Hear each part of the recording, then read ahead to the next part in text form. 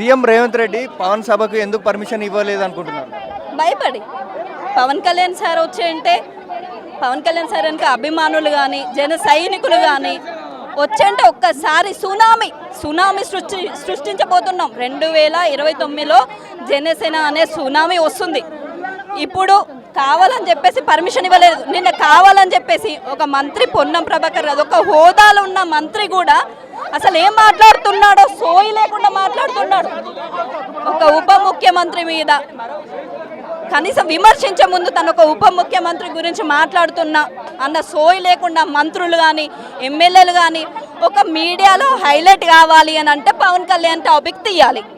Celebrity అవ్వాలనుకున్నా Pawan Kalyan topic తీయాలి.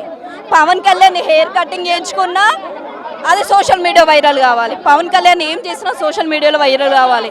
పవన్ కళ్యాణ్ రావద్దు అని చెప్పేసి అనుకుంటున్నారు. మీరు ఎంత బలంగా తొక్కుతారో, ఎంత బంతిని ఎంత బలంగా కొడితే పైకి ఎగురుతుందో పవన్ కళ్యాణ్ సార్ కూడా అంతే.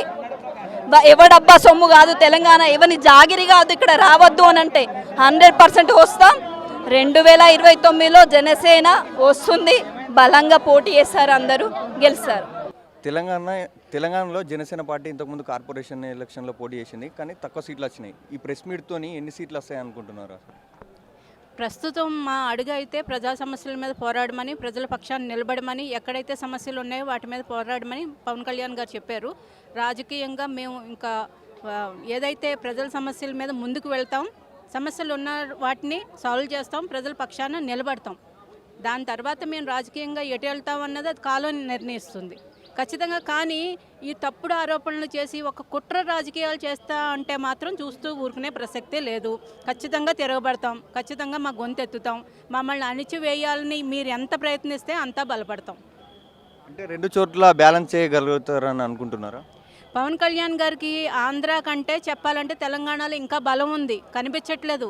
ఎవరికి అంటే బయటకి మీకు అందరం రాలేదు కాబట్టి ఇంకా కనిపించట్లేదు. చాప కింద నీరులాగా తెలంగాణలో ఎంతో బలమైన శక్తి, యువశక్తి, జంజీ ముఖ్యంగా పవన్ కళ్యాణ్ గారి భావజాలాన్ని, ఆయన జాతీయతావాదాన్ని వాళ్ళు బాగా అర్థం చేసుకున్నారు.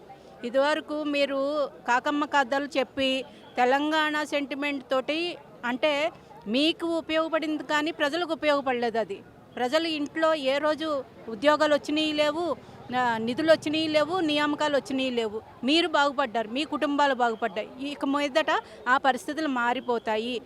తెలంగాణ తెచ్చుకున్నది అందరికీ బాగుండాలని, ప్రజలందరికీ ఆ యొక్క ఫలాలు ప్రజలందరికీ సమానంగా అందాలని, సామాజిక తెలంగాణ కావాలని, అంటే అంతరాలు పోయి పేద ధనిక వర్గాల అంతరాలు పోయి జనాలందరూ ఏదైతే ఉద్యోగాలతో కానీ విద్య కానీ అన్ని రకాలుగా అందరికీ సౌకర్యాలు అందాలనేదే తెలంగాణ తెచ్చుకున్న ఉద్దేశం, ప్రధాన ఉద్దేశం. అది నెరవేరాలంటే ఖచ్చితంగా జనసేనతోనే సాధ్యమవుతుంది. మహేష్ కుమార్ గౌడ్ మాట్లాడుతూ ఆంధ్ర వ్యక్తికి తెలంగాణలో ఏం పని అని మాట్లాడుతున్నారు. ఓకే, మహేష్ గౌడ్ గారి వ్యాఖ్యలను మేము తీవ్రంగా ఖండిస్తున్నాము. ఎందుకంటే పవన్ కళ్యాణ్ గారు ఏమైనా పాకిస్తాన్లో పుట్టిండా? ఆంధ్రప్రదేశ్ ఏమైనా పాకిస్తాన్లో ఉందా? పవన్ కళ్యాణ్ గారు ఇదే గడ్డ మీద పుట్టినటువంటి తెలుగు జాతి ముడ్డు బిడ్డ. ఎవరు ఆపుతున్నా నేను? ఎందుకంటే ఈ యొక్క భారతదేశంలో ఏ యొక్క పౌరునికైనా సరే ఏ ప్రాంతంలో సరే నివసించే హక్కు ఉంది. అది మనకు రాజ్యాంగం కల్పించినటువంటి హక్కు. మీరు ఎలా అడ్డుకుంటారండి రాజ్యాంగ విరుద్ధంగా? నేను మహేష్ కుమార్ గౌడ్ గారిని ప్రశ్నిస్తున్నాను. ఆయన చాలా మేధావి కదా, ఓ పార్టీ PCC ప్రెసిడెంట్ కదా. మరి భారత రాజ్యాంగం కల్పించిన ఒక పౌరుని కల్పించిన హక్కును ఇదే భారత గడ్డ మీద తెలుగు జాతి గడ్డ మీద పుట్టినట్టు పవన్ కళ్యాణ్ మీరు ఎట్లా అడ్డుకుంటారు చెప్పండి?